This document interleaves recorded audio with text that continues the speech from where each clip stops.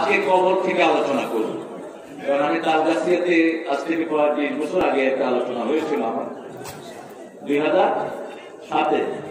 তুমি 13 বছর হয়ে গেছে। যাই হোক, এই 2007-এ সেখানে কবর থেকে আলোচনা হয়েছিল। কবরে আমাদের যেতে হবে। কবরে যাবেন না কে? দেখি হাত তুলে। সবাই যেতে হবে। মৃত্যু যে সত্য তাতে কোনো সন্দেহ নাই। সবচেয়ে নিশ্চিত কোন জিনিস? মৃত্যু। বাঁচাটাও নিশ্চিত, বাঁচাটাও নিশ্চিত, যে কোনো সময় চলে যেতে পারে। মৃত্যুকে নিয়ে আল্লাহ জাল্লা শাআনুহু কোরআনে অনেক আয়াত নাযিল করেছেন। দুটি মৃত্যুর কথা আল্লাহ উল্লেখ করেছেন। একটি হলো ভালো মৃত্যু, আর একটি হলো খারাপ মৃত্যু। ভালো মৃত্যুকে নিয়ে আল্লাহ বলছেন, ওয়ালা তাকুলু লিমান ইউকতালু ফি সাবিলিল্লাহি আমওয়াত বাল আহইয়াউন ওয়ালাকিন লা তাশউরুন। আল্লাহর পথে যারা দিয়েছে জীবন, তাদেরকে তোমরা মৃত বলো না, বলো না মৃত। আমরা আল্লাহর রাস্তায় চলে যেতে চাই। যারা হার্ট অ্যাটাকে মারা যায় তারাও হুকমান শহীদ, যারা করোনায় পড়ে মারা গেছে তারাও হুকমান শহীদ, ছাদের উপর থেকে মারা যায়, পানিতে ডুবে মারা যায়, জ্বরে পড়ে মারা যায়, কিডনি ফেলিওর হয়ে মারা যায়, এরা সবাই হুকমান শহীদ। তবে সবচেয়ে বড় শাহাদাতের মর্যাদা তিনি পাবেন যিনি আল্লাহর কোরআনকে বিজয়ী করার জন্য কোরআনের দুশমনদের হাতে জীবন দান করেন। তিনার মর্যাদা হবে আল্লাহর কাছে সবচেয়ে বেশি। শাহাদাতের মৃত্যু যে চায় না সে মুনাফিক। রাসূল সাল্লাল্লাহু আলাইহি ওয়াসাল্লাম বলছেন, যে শাহাদাত চাইবে না মা তাআলা শুরবাতিন মিনান নিফাক, যে শাহাদাতের কথা বলবে না ওলামা হাদিস কি এটার আলোচনাও কখনো করে না, সে নেফাকের উপর মারা যায়। আর মুনাফিকের পরিণতি কাফেরের চেয়ে অনেক জঘন্য। কার কথা? আল্লাহ বলছেন, তোমরা মৃত্যু থেকে পালিয়ে বেড়াও। আমি জানি, قل إن الموت الذي تفرون منه فإنه ملاقيكم। হে নবী আলাইহিস সালাম, আপনি বলে দেন, মৃত্যু থেকে যতই তোমরা পালিয়ে বেড়াও, মৃত্যুর সাথে তোমাদের মোলাকাত হয়ে যাবে। মোলাকাত কি সামনে হয় না পিছনে হয়? মুমিন করে মোলাকাত আর কাফের করে খেলাওয়াত। খেলাওয়াত মানে হলো গোপনে কোন ষড়যন্ত্র করা। যেমন স্বামী স্ত্রীর সাথে গোপন যে অবস্থানটা করে, এটা আরবি নাম কি? খেলাওয়াত, অর্থাৎ একান্তবাস। কাফেররা প্রকাশ্যে কিছুই করতে পারে না। ইসলামের দুশমনরা ইসলামের ক্ষতি করার জন্য জনসমুদ্রে কিছু করতে পারে না, গোপনে গোপনে সব ষড়যন্ত্র করে। আর মুমিনরা সব ওপেন করে। কার কথা? وَإِذَا لَقُوا الَّذِينَ آمَنُوا قَالُوا آمَنَّا وَإِذَا خَلَوْا إِلَى شَيَاطِينِهِمْ قَالُوا إِنَّا مَعَكُمْ إِنَّمَا نَحْنُ مُسْتَهْزِئُونَ। যখন মুমিনদের সাথে তাদের মোলাকাত হয় তখন বলে আমরা তোমাদের সাথেই আছি। আর তারা যখন গোপনে গোপনে একত্রিত হয় তখন বলে মুমিনদের সাথে একটু ঠাট্টা বিদ্রুপ করছি, টুপিওয়ালা দাড়িওয়ালাদের সাথে একটু ঠাট্টা বিদ্রুপ করছি। আল্লাহ বলেন, শুনো, আল্লাহু ইস্তাহজিউ বিহিম ওয়া ইয়ামুদ্দুহুম ফি তুগয়ানিহিম ইয়ামাহুন। ওরা তোমাদেরকে ঠাট্টার পাত্র বানায়, আমি আল্লাহ নিজে কাফেরদেরকে ঠাট্টার পাত্র বানিয়ে দেব। দুনিয়া থেকে তারা চলে যাবে, তাদের জন্য আকাশও কাঁদবে না, জমিনও কাঁদবে না। আরেকজন মুমিন মারা গেলে আকাশও কাঁদে, জমিনও কাঁদে। আল্লাহ বলছেন, ফালা বাকাত আলাইহিমুস সামাওয়াতু ওয়াল আরদ, তাদের জন্য আকাশও কাঁদে না, জমিনও কাঁদে না। ইবনে আব্বাস রাদিয়াল্লাহু আনহুকে জিজ্ঞেস করা হলো, মা মানা হাযিহিল আয়াতের অর্থ কি? তিনি বললেন, মুমিন যে জায়গায় বসে আল্লাহর জিকির করে, যেমন এখানে আপনারা জিকির করছেন, কি করছেন? জিকির করছেন। সিরাজগঞ্জ কোনোদিন নদীতে বিলীন হবে না, সিরাজগঞ্জের বরকত কখনো কমে যাবে না, সিরাজগঞ্জের উন্নতি কখনো কেউ ঠেকাতে পারবে না। সিরাজগঞ্জের কাপড় না হলে বাংলাদেশের ওদের উলঙ্গই থাকে। কি বলেন? লুঙ্গি সব কোথায় বানানো হয়? যত মিয়া লুঙ্গি দিয়ে ব্যবসা করে, কোথাকার লুঙ্গি? রাসূলের সবচেয়ে প্রিয় কাপড় কি ছিল? কি? লুঙ্গি। এত দেরিতে করো লুঙ্গি নাকি বার্মিজদের জাতীয় ড্রেস? আমার নবীর জাতীয় পোশাক হলো লুঙ্গি। আমার নবী সাল্লাল্লাহু আলাইহি ওয়াসাল্লাম লুঙ্গিকে সবচেয়ে বেশি ভালোবাসতেন। তবে একদিন পায়জামা পরেছেন। কয়দিন? একদিন পায়জামার প্রশংসা করেছেন যে পায়জামা ছাত্রের জন্য খুব ভালো। কিন্তু রাসূল জীবনে একবার পরেছেন, এটা প্রশংসা করেছেন। কারণ আপনি যদি মোটরসাইকেল চালাতে যান তাহলে লুঙ্গিতে একটু সমস্যা হইতে, আর ধুতি কিনলে তো আর অবস্থায় কোন মাস কোন দিকে যাবে। আমি একবার শরীয়তপুরে গেছিলাম, তো বাংলাদেশে যেখানে যে নাম আছে সেখানে তার উল্টাটা থাকে, বুঝে না। যেমন ঢাকাতে একটা জায়গা আছে শান্তিনগর, ওখানে হাইজাটা সবচেয়ে বেশি। নাম কি? শান্তি। অশান্তির কাজ সবচেয়ে, শরীয়তপুর অশরীয়তের কাজ সবচেয়ে বেশি। এত বেশি খন্ড ভিড় ওখানে, একেবারে কদমে কদমে কম। তো দেখি যে একজন বাবু মোটরসাইকেল চালাচ্ছেন ধুতি মুখের উপর।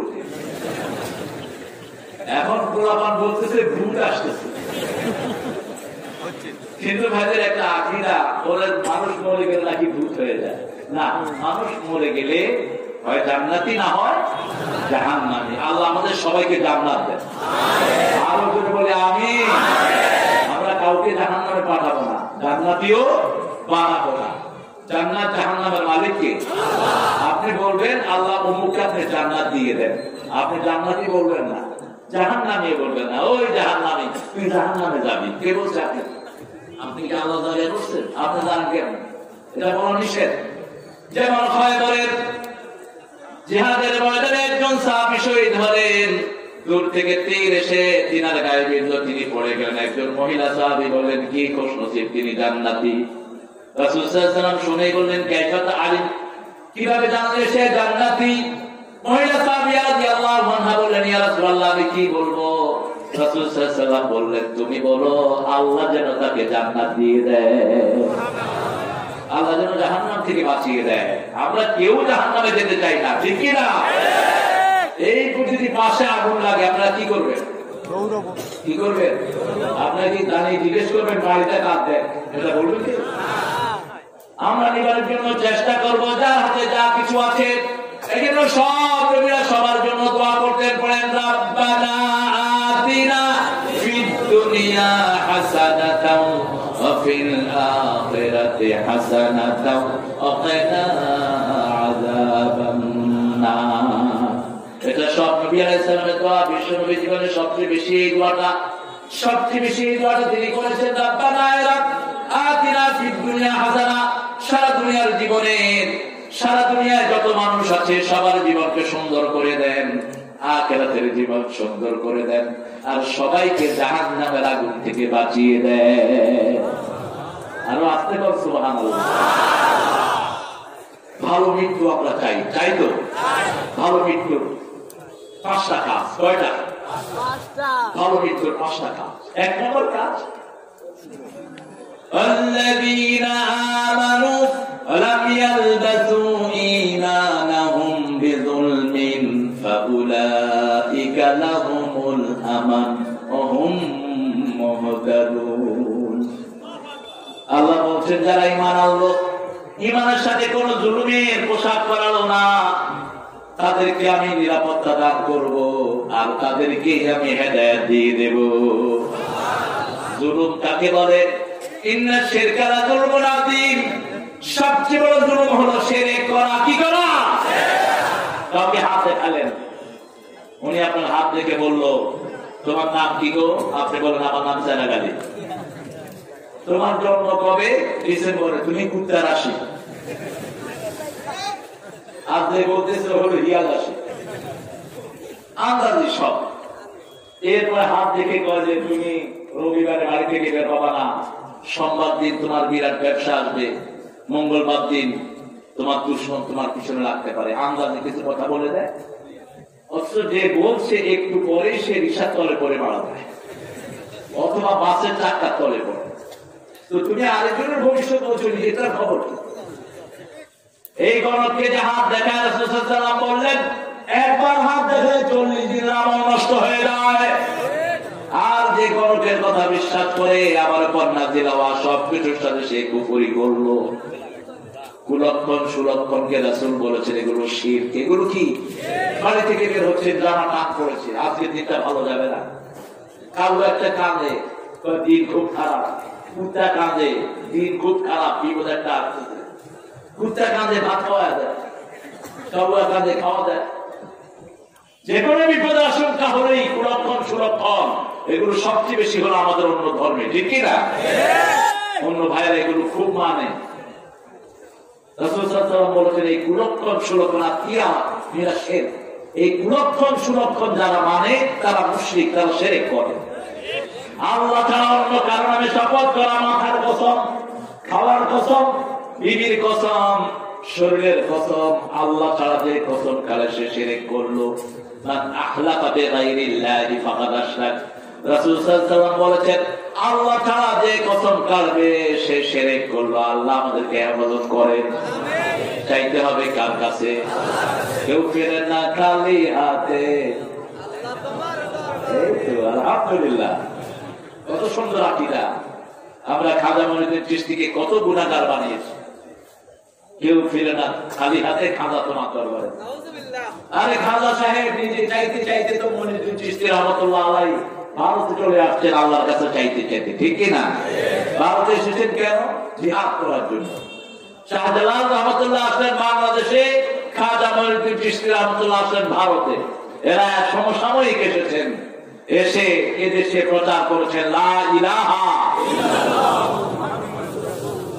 কারো মূর্তির গায়ে হাত দেন নাই। আপনারা আগে মূর্তি ধরে টানাটানি করেন না। ইব্রাহিম আলাইহিসসালামের ঘরে মূর্তি ছিল, তিনি ভেঙেছেন, তাতে কোনো অসুবিধা নাই। আপনার ঘরটা আপনি ভাঙেন, কিন্তু বাহিরের মূর্তির গায়ে রাসূল কখনো হাত কথা বলবেন না। রাসূল নবী হওয়ার পর 13 বছর মক্কায় ছিলেন। এরপরে যখন মদিনায় গেলেন, এই মক্কার দিকে ফিরে নামাজ পড়লেন। মক্কার ভিতরে কয়টা মূর্তি ছিল? 360টি মূর্তি। মূর্তি আগে এখান থেকে উপড়াতে হবে, তারপরে বাহির থেকে ঠিক যাবে। ঠিক রাসূল সাল্লাল্লাহু আলাইহি ওয়াসাল্লাম যখন ফতে মক্কায় 8ম হিজরিতে ঢুকলেন, তখন কাবা ঘরের ভিতরে ঢুকলেন। ঢুকে একটা করে মূর্তির মাথায় বাড়ি মেরেছেন আর বলেছেন কুল জাআল হক ওয়া যাহাকাল বাতিল ইন্নাল বাতিলা কানা যাহুকা। বল সত্য সমাগত, মিথ্যা উপস্থিত, মিথ্যা অপসারণ হবেই। এই পৃথিবী তাওহীদের পৃথিবী, এই পৃথিবী শিরকের পৃথিবী নয়। এই পৃথিবীর ভিত্তি হলো তাওহীদের উপর, লা ইলাহা ইল্লাল্লাহু মুহাম্মাদুর রাসূলুল্লাহ। রাসূলের তরিকে আমরা চলবো। রাজি আছি তো? রাজি আছি তো? সারা পৃথিবীর কোথাও কোন জায়গায় শিরক আমরা বরদাস্ত করব না, কারণ আমাদের মূল শিক্ষাই হলো ওমা আনা মিনাল মুশরিকিন। শিরকের সাথে আমার কোনো সম্পর্ক নাই। প্রথম মৃত্যু, সুন্দর মৃত্যুর একমাত্র উপায় হলো লা ইলাহা ইল্লাল্লাহ। এজন্য রাসূল সাল্লাল্লাহু আলাইহি ওয়াসাল্লাম বলেছেন এমন একটা সময় আসবে আগুনের টুকরা হাতে রাখা যেরকম কঠিন, ঈমান সঙ্গে রাখা এরকম কঠিন হয়ে যাবে। একটা সময় আসবে, বুখারীর বর্ণনা, আসহা মুমিনান ইমসি কাফিরা। সকালে মুমিন থাকবে, বিকালে কাফির হবে, আবার বিকালে মুমিন থাকবে, সকালে কাফির হবে। সেই সময়টা এখন আছে না নাই? মসজিদে গিয়ে মুমিন হয়, বের হয়ে আবার কি হয়? আফসোস, কি আফসোস! বুঝেও না কোনটা যে কুফরি, বুঝেও না কোনটা যে শিরক, বুঝেও না, বুঝার চেষ্টাও করে না। এটা বুঝতে হবে। আমাদের কাছে সবচেয়ে দাবি হলো ঈমান, ঈমান এবং ঈমান। সরিষা পরিমাণ ঈমানও যদি কেউ নিয়ে যেতে পারে, আল্লাহ তাকে জান্নাত দিয়ে দিবে। এই ঈমান রাখার জন্য কি করতে হবে? রাসূল সাল্লাল্লাহু আলাইহি ওয়াসাল্লাম বলছেন এশার নামাজ জামাতে পড়লো আর ফজরের নামাজ জামাতে যে পড়লো, সারা রাত তার নামাজের ভিতরে লেখা হয়ে গেল। এশা যে পড়লো না, ইচ্ছা করে ছেড়ে দিল, ওই রাতে যদি সে মারা যায় মুমিনের মৃত্যু তার হবে না। যেখানে এক ওয়াক্ত নামাজ ইচ্ছা করে ছেড়ে দিলেন, আর যদি সেটা আসর হয় সারা জীবনের সব আমল বরবাদ। ওখানে হাদিস সারা জীবনে যত আমল করেছেন ইচ্ছা করে আসর ছেড়ে দিবেন সব বরবাদ হয়ে গেল। আর যদি অনিচ্ছাকৃত আসর ছাড়লেন, যেমন ঘুমিয়ে আছেন, কেউ ডাকলো না, হয় কিনা? কেউ ডাকলো না, আপনার ঘুম ভেঙেছে যখন সূর্য লাল হয়ে গেছে, ওঠে আপনার সময়। যখন উঠে দেখলেন সূর্য লাল হতে নামাজ পড়া যায় না, কিন্তু যখনই আপনি উঠলেন ওঠে আপনার সময়। ফজরে আপনি সবসময় মসজিদে যান, যাবো তো মসজিদে, দেখি কারা কারা যাবেন না, কারা কারা যাবো একটু হাত তুলে দেন।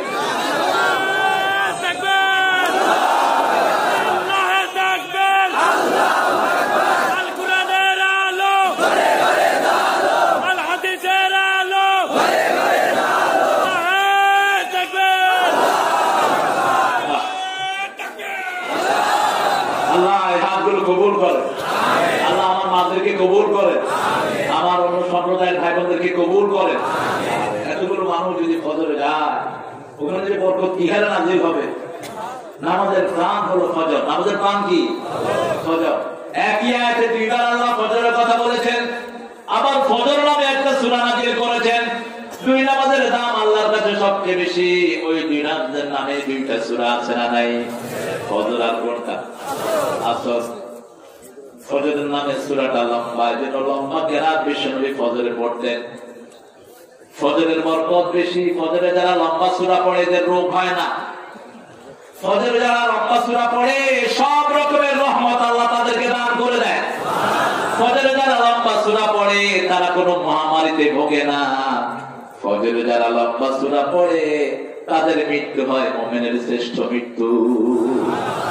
রাসূল বলছেন, বুখারীর বর্ণনা, মুসলিম বুখারী, মান সাল্লাল বারদাইন দাখালাল জান্নাহ, যে দুই ঠান্ডার নামাজ পড়লো সে জান্নাতি হয়ে গেল। দুই ঠান্ডার নামাজ যে পড়লো, লা ইউলিদান নার মান সাল্লাল বারদাইন, যে দুই ঠান্ডার নামাজ পড়লো কোনদিন জাহান্নাম তাকে স্পর্শ করবে না। আল্লাহ বলেন, আকিমিস সালাতা লিদুলুকিশ শামসি ইলা গাসাকিল লাইলি ওয়া কুরআনাল ফাজর ইন্না কুরআনাল ফাজরি কানা মাশহুদা। সূর্যোদয় থেকে নিয়ে উদয়ের আগ থেকে নিয়ে অস্ত যাওয়ার পর পর্যন্ত নামাজ কায়েম করো, ফজরের কোরআন পড়ো। ফজরের কোরআন তোমাদের জন্য কিয়ামতে সাক্ষী হয়ে যাবে। কোরআন সাক্ষী হবে। কোরআন আপনাকে না চিনলে রাসূল চিনবেন না। কোরআন না চিনলে কোন নবী আলাইহিস সালাম চিনবেন না। কোরআন সুপারিশ না করলে কেউ সুপারিশ করবে না। কোরআন আসামি বানাবে। কোরআন বলবে, রব্বে ইত্তাখাযা হাযাল কুরআন মাহজুরা, ইন্না কওমি ইত্তাখাযা হাযাল কুরআন মাহজুরা। হে আল্লাহ, আমার এই কওম কোরআনকে নিয়ে ঠাট্টা করেছে, বিদ্রুপ করেছে, কোরআন দিয়ে প্রোগ্রাম শুরু করেছে, কিন্তু কোরআনের কোনো কথা প্রোগ্রামে মানে নাই। ঘরে কোরআন পড়তো, নামাজে পড়তো, বাইরে এসে কোরআনের সাথে কোনো সম্পর্ক। যেমন আমরা কোরআনের ভিতরে পড়ি, ইন্নামাল খামরু ওয়াল মাইসিরু ওয়াল আনসাবু ওয়াল আযলামু রিজজুম মিন আমালিশ শাইতান ফাজতানিবুহু লাআল্লাকুম তুফলিহুন। নিশ্চয়ই মদ, জুয়া আপনাদের এখানে আছে না?